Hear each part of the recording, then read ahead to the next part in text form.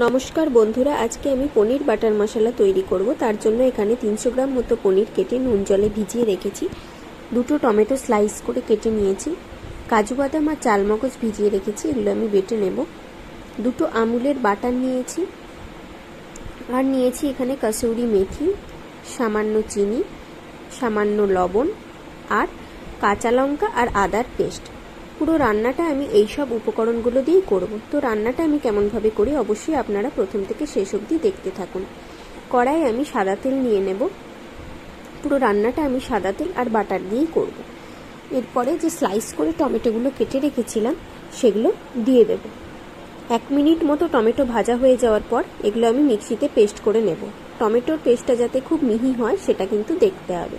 টমেটোর পেস্ট যত মিহি হবে রান্না খেতে কিন্তু ততই স্বাদ হবে।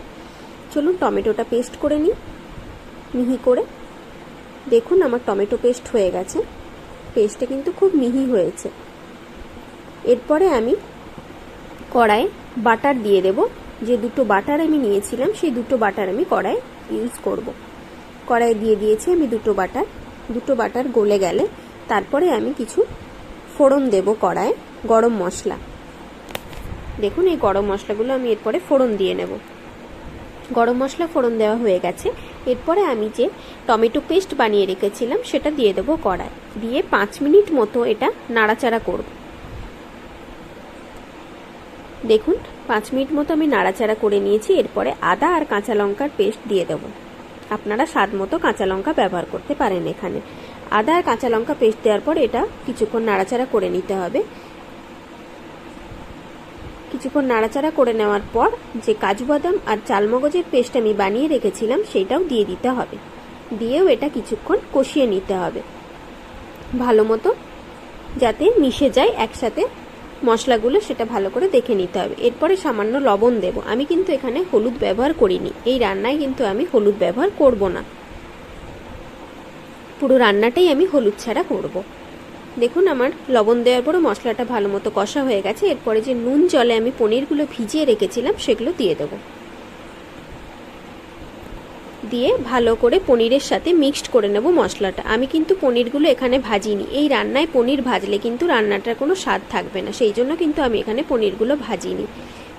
পনিরগুলোকে আমি লবণ জলে ভিজিয়ে রেখেছিলাম। এরপরে এখানে আমি সামান্য চিনি দিয়ে দেবো।